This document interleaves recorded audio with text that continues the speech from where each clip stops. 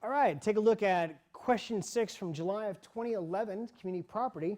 And despite the long fact pattern, this is a real simple, very quick essay. If you haven't read the fact pattern, make sure you read it 2, 3, 4 times before you listen to this. So feel free to hit pause, and we'll get into it in a second. Because you have to be familiar with it, so when I go through it, it just makes complete sense. Okay, upon dissolution of marriage, don't forget, always go to the call to question so you know what you're doing. What are Wendy and Hank's respective rights and liabilities with respect to, number 1, the car. Number 2, the $30,000 additional salary. Well, to me, that already smells like community property because they used the word salary. The $50,000 owed to the casino. Here's a little tip to casino. Looks like this is a debt. Someone's been gambling. Probably didn't have the Warriors last night. Congratulations to Steph, 2-time MVP. Okay, this is answer according to California law. When they say answer according to California law, very few subjects are California specific. California wills, California community property. That's the ones you're most likely going to see answered according to California law. There is California evidence. I'd probably say answer according to the California Evidence Code. I forgot what it says actually now. I believe it says that. Or use the California Rules of Evidence. And then there's California Civil Procedure. Okay, so let's take a look at from the top. And notice it starts in 2003. The second paragraph also in 2003. Then 2006, 2008, 2009. So again, it goes in chronological order. This is a very common theme in a wills and community property essays. 2003, Wendy and Hank were engaged to be married. They're not married yet. They discovered that the $10,000 monthly income Wendy derived from a trust fund would terminate upon her marriage or upon her reaching the age of 25, whichever came first. Therefore, they decided to postpone their wedding until Wendy's 25th birthday in 2006 and began to live together. Well, we have 2 people that are living together that aren't married. Some religious people would have different names for them, but I call them unmarried cohabitants because that's what they are. They don't have any community property rights, but they may have contract rights under Marvin contract principles. I might be jumping the gun a little bit here. You're like, how did I come up with that? I haven't come up with it yet. I'm assuming you've read the fact pattern a few times, and you'll see how she can claim a right to the car. Also in 2003, Wendy and Hank agreed, so they have some kind of agreement. It could be a tacit agreement. It doesn't have to be written. It could be implied that Wendy would pursue a master's degree in education. And don't forget, an educational debt is separate property because there's no way to split it. It's your JD. You can't inherit it. You can't give it to somebody. You can't transfer it. And it's very hard to value. Hank would quit his job and stay home, taking care of the household chores. So he's relying on an agreement that they have. Now, granted, Marvin contracts are incredibly hard to prove, but the examiners are giving you the facts here that make it pretty easy to prove, but in real life, they're extremely hard to prove. So we have an agreement to share property. What are they going to share? They're going to share her trust fund. And he relied on it by staying home. Quitting his job. Very similar to the Marvin Michelle Truvioli case, ironically. She quit her career as a potential actress to help him focus on his career, take care of his home and stuff like that. She ended up losing, I believe, because the court wasn't able, she had also slept with other men in the process.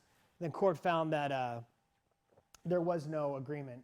But the principle came out of it. They said there could be an agreement. It's just I don't think she was able to prove it to the point that the court was convinced that they agreed to share property, that he was going to agree. He was agreeing her, like, hey, it's quid pro quo. You quit your job, you quit your career, you come live with me, and I'll take care of you, and I promise you. So that's a contract thing, very hard to prove. If you don't want it to be proven, if you're living with someone right now, don't put it in writing. I'll tell you that right now. So it's an agreement to share property. They're sharing the money from the trust fund. He relied on it by staying home, quitting his job. Said Wendy opened a checking account in both their names in which she deposited the monthly income. Again, that joint account is proof that they have some kind of agreement to share the money, because now it's halfway in his name.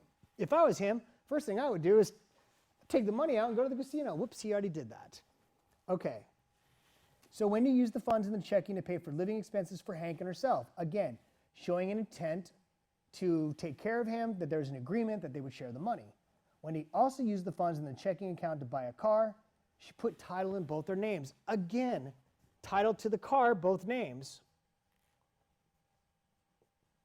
And don't forget, when spouses put title in both names, when it's jointly titled property, there's a presumption that it's community property. I mean, you can only have an express written declaration saying otherwise, but she doesn't have that. So the car is going to be, it's not community property, it's going to be split equally because technically they're not married and they just have equal rights with respect to the car under what would be like a contract principle. So ironically, it's community property / contracts, but contracts are included in community property under the Marvin principles. Okay, so those first two paragraphs, despite all those facts, had one very simple issue. 2006, they finally married. So now they have community property rights. Wendy's $10,000 must trust income terminated. She began teaching at a local college. And now teaching is labor, salary, equals community property. So any money she earns while they're married at the college is community property. 2008, Wendy learned that her compensation was less than the male counterparts and made a claim against the college. So she has the claim here. Now the cause of action arose when? During the marriage. Doesn't matter when it gets settled. It arose during the marriage, and you have to look at what her claim is intending to replace. Is it for future income or future benefits or future employment, or is it for past services? Well, for 2 years, she's been paid less. She's suing because she's been paid less for those 2 years, so it goes to past services, which means it's community property. The community is going to have an interest in it. This is not to replace future income. This is to reward her or compensate her for past services, obviously for money that she got less between 2006 to 2008. 2009, Wendy separated from Hank and filed an action for dissolution. Okay, so when does the economic marital community end? And it ends when you move out, no intent to resume. These two things must be satisfied in order for it to be the end of the economic marital community. Well, it says here, she separated from Hank and filed an action for dissolution. Filing an action for dissolution is strong evidence of an intent not to resume, and assuming that they moved out, I'm not quite sure. It said she separated from him. Let's just assume they move out. I mean, you can't make a big deal out of it. You just say, if she did move out, end of the economic marital community in 2009. But if she didn't move out, then it continues, because she must move out in order to end the economic marital community, or her paltry salary at the local college is going to be split. Shortly afterwards, she settled her claim against the college in return for additional salary in the amount of $10,000 per year for the next 3 years. Aha! So is this, like I said, is the $10,000 intended to compensate her for past services or future income? Because don't forget, she settled it after they had moved out and they had no intent to resume. But just because she settled it afterwards doesn't mean it's separate property. It has to do with when the cause of action arose, and it arose during the marriage. Now, because it arose during the marriage, it's presumptively community property. However, is this money intended to replace past services or future earnings? If it's future earnings, and I don't know what the answer is because there is no answer. We don't technically know. We need witnesses. We need testimony. We need the judge to be able to hear what this is. I mean, in one regard, it's compensation for what she didn't get paid from 2006 to 2008. In the other regard, it's an additional salary of $10,000 per year for the next 3 years. Well, I think you have a great argument for past services because between 2006 to 2009, she got paid less. That's 3 years, and they're only paying her the $10,000 for the 3 years. I think the better argument is past services, community property, even though it's going to get paid in the future. Hank has a right to the money, I think you would have I think in reality, future earnings would not take the day. I think the judge would rule it's passed. Unbeknownst to Wendy, Hank had run up a gambling debt to a casino during their marriage. Okay, so we don't know when, during their marriage.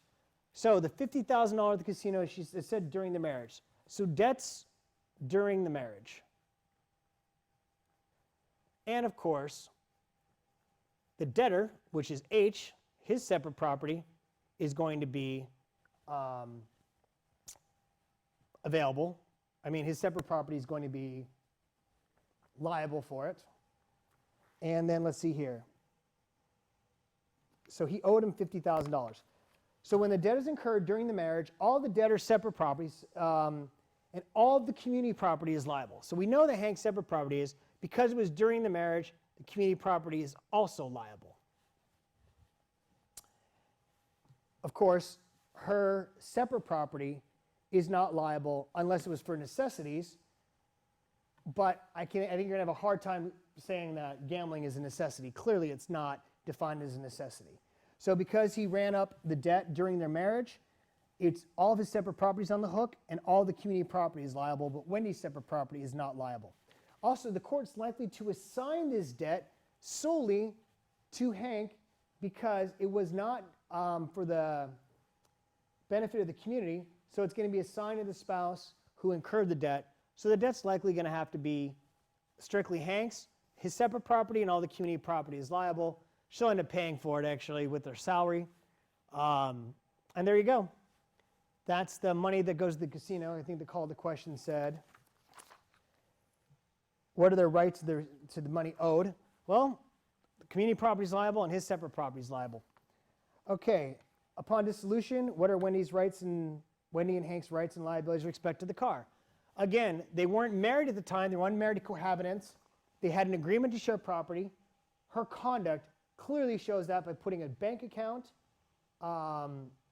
in both their names, title of the car in both their names, which creates a presumption that it's community property. It was, he relied on what she said by quitting his job, and we all know in contracts, reliance is enough consideration to support the contract. So based on Marvin contract principles, the car is going to be split equally. The $30,000 additional salary, well, labor, teaching, skill, that's effort, that's community property. The cause of action arose during the marriage.